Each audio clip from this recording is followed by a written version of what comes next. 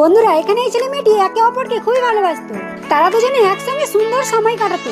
একদিন ছেলেটি মেয়েটির মাথায় ভালোবেসে ফুল লাগিয়ে দেয়, আর মেয়েটি বলে তুমি এইভাবে আমাকে সবসময় ভালোবেসো। একদিন ছেলে মেয়েটি একটি মন্দিরে এলো, আর ছেলেটি বলে ভগবান তুমি আমার ভালোবাসার মানুষের সব ইচ্ছা পূরণ করো।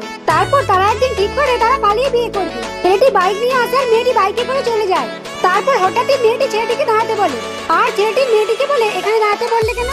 আর ছেলেটিকে বলে তুমি কি ভাবলে আমি তোমায় বিয়ে করব? তোমার আছেটা কি? এই দেখো আমার নতুন বয়ফ্রেন্ড অনেক বড় লোক, একটা ছেলে অনেকগুলো গাড়ি আছে, আর তোমার ওই তো একটা বাইক, আমি ওকেই বিয়ে করব। আর ছেলেটি বলে তুমি এটা করতে পারো না আমার সাথে। এই বলে মেয়েটি ওই ছেলেটির গাড়ি করে চলে যায়। এই বলে ছেলেটি কান্না করতে থাকে আর মেয়েটির সঙ্গে কাটানো সময়গুলোর কথা ভাবে। এদিকে মেয়েটি তার নতুন বয়ফ্রেন্ডের সঙ্গে একটা হোটেলে খেতে এলো, আর ছেলেটির ফোন আসাতে ছেলেটি উঠে যায়। ওইটার বলে ম্যাডাম আপনি যার সঙ্গে এসেছেন ছেলেটি আসলে খারাপ ছেলে, খারাপ কাজের সঙ্গে যুক্ত।